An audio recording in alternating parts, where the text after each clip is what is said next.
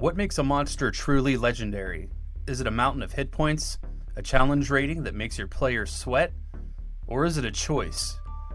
But what if the next great beast your players encounter isn't just guarding the horde, or even sitting in a dungeon? What if the monster is the dungeon? What if it's the entire landscape?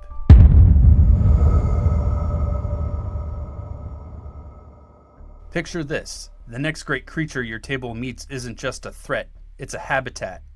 It's a force of nature that an entire civilization has learned to call home. A single migration of this thing literally reshapes the map of your world, dragging new coastlines into existence behind it. And that beloved city, the one your players have spent weeks in making friends and allies, is little more than barnacles clinging to its back. Then one day, a diplomat with a desperation in their eyes looks at your party and says, "That creature's migration path is about to wipe out my country. We have the means to kill it, but the people living on its back refuse to see reason. We need you to help us, or our entire nation will be swallowed by the sea." You look from the diplomat to the bustling, vibrant city you've come to love, a city that will be destroyed if the creature beneath it dies. The diplomat gives you a deadline. You have 7 days. So what do you do now?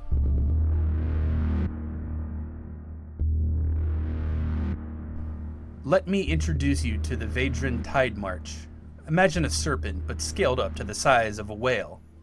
Now scale that up again until it's 3 miles long from nose to tail.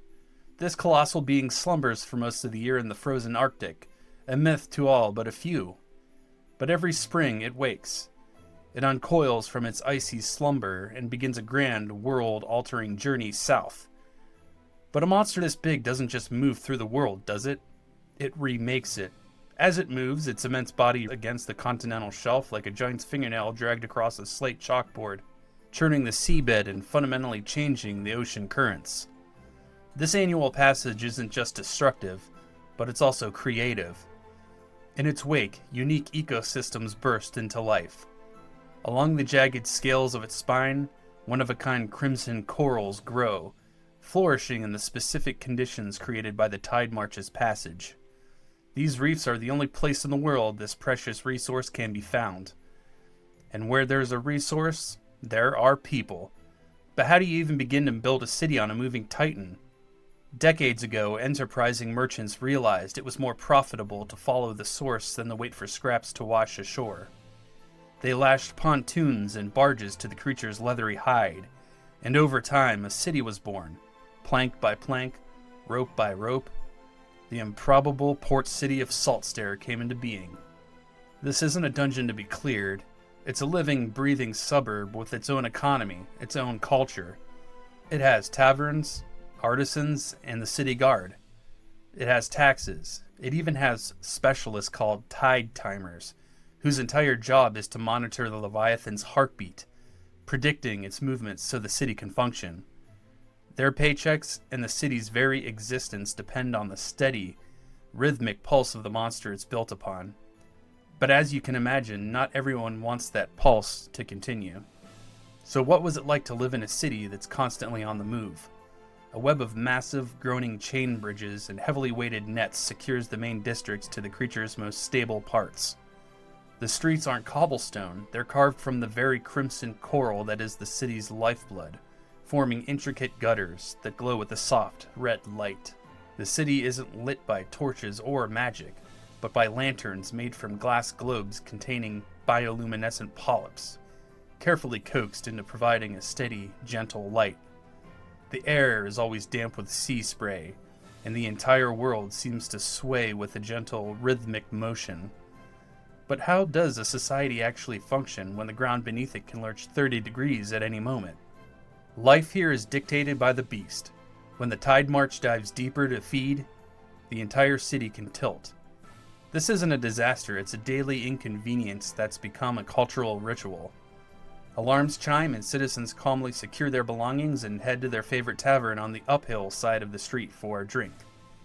Spilling your ale during a dive is considered terribly bad luck.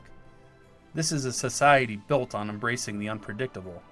So who holds power in a place like this? It's a precarious balancing act between the three main factions. First, you have the Reef-born Guild. These are the descendants of the original merchant families who now control the crimson coral trade. They harvest the reefs on the Tide March's back and sell not just the coral, but also vials of so-called Vedran water, which they claim can cure any skin ailment by Thursday. They see the Tide March as a golden goose, a valuable but ultimately exploitable resource. Second are the tide-bound druids. These mysterious semi-aquatic folk have translucent skin and communicate in a series of clicks and sonar pings that often sound like strange underwater jokes no one else can understand. They are deeply spiritually connected to the Tide March, viewing it as a sacred, primordial being. They believe they are the sworn protectors, and their rituals are said to help soothe the great beast and guide it on a path that causes the least unintentional destruction. Finally, there is the Brass Embassy. These are the envoys from the powerful land-based nation Karos.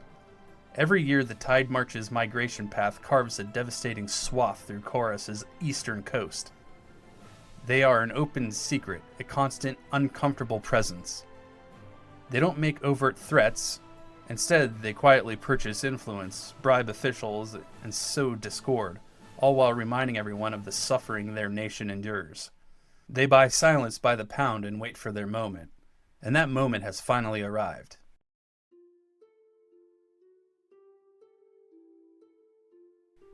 The campaign kicks off when the players are right in the middle of it all. They've settled in, met the locals, and just as they're getting comfortable, you pull the rug out from under them. Down at the docks, they see it. A team of Corrosian engineers are making the final adjustments to a weapon.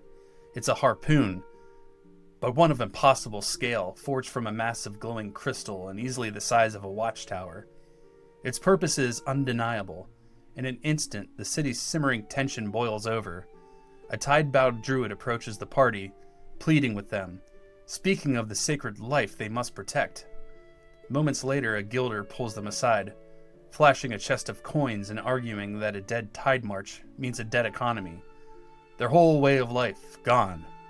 Then a silken-robed envoy from the Brass Embassy makes her own case, promising the party riches, titles, and safe passage through any Corrosian territory for the rest of their lives. They speak of the homes lost, the ports destroyed, and the thousands of refugees created with every single migration.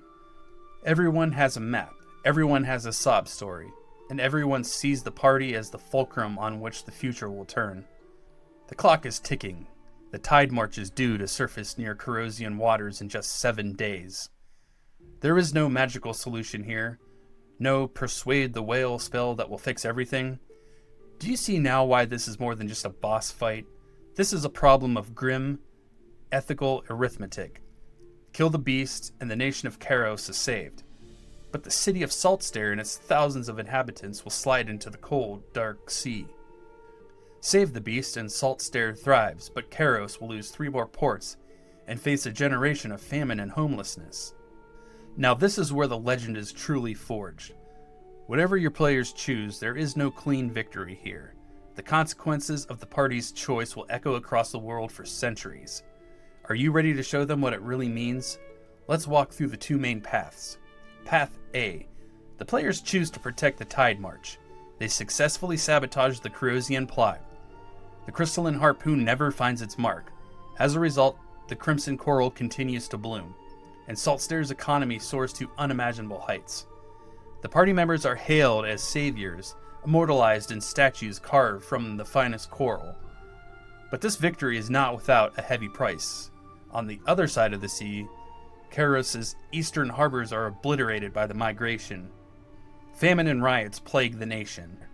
The party finds themselves with sainthood on one shoulder and a massive bounty on the other. The continent wants them canonized. The other half wants them hanged. The Corrosian navy, crippled but not destroyed, begins the long, arduous process of rebuilding with one goal in mind: to one day hunt the beast and its protectors down. But what if they make the other choice? What if they decide a city is a fair price to pay for a nation? They help clear the way for the harpoon. It strikes true. They hear the weapon punch through the creature's skull, followed by a sound that is less a roar and more of a geological event. A death cry that cracks the very sky. The Tide March convulses in its final moments. Coral cathedrals shatter like cheap pottery. Entire districts slide into the churning abyss. The survivors who cling to the wreckage curse the party's name, even as Corrosian ships arrive to rescue them. The party gets their reward, but it feels hollow. In the aftermath, the Tide March's colossal corpse becomes a new, macabre landmark. An island of bone, blubber, and shattered coral. Pirates build forts within its colossal ribcage, and the very currents of the ocean are now permanently shifted, bringing new monsters and new weather patterns to the coastlines 1,000 miles away. Is your mind already racing? Are you sketching the swaying bridges of salt stare on graph paper, imagining your players standing on that deck, forced to make an impossible choice? If you are, drop the word Tide March in the comments so I know who's sailing with me on this adventure. And if this kind of world-breaking scenario is what you want more of at your table, do me a favor and smash that like button and subscribe. We drop new monsters here that are more than just monsters every week. So, how do you actually run this pressure cooker of an adventure? How do you make these 7 days feel like the most frantic, desperate week of your players' lives? The 7-day countdown is the engine. This isn't about waiting for the finale. It's a frantic scramble against time. Each dawn, the party has to decide where to focus their efforts. Will they try to sabotage the Corrosian plot or protect it? This means choosing a target. Do they attempt a heist on the Reefborn Guild's vaults, rumored to be stuffed with coral-based explosives? Do they infiltrate the sacred grotto of the Tidebound Druids, where complex rituals are performed to steer the beast away from the Corrosian waters? Or do they engage in a high-stakes social encounter on the Brass Embassy's main barge, trying to outwit the Corrosian generals who are already toasting their impending victory with expensive brandy? This is where you can run a series of thrilling one-shots, all under a ticking clock. Use skill challenges for daring sabotage, run spy missions through the city's factions, or even stage underwater heists in the glowing coral reefs.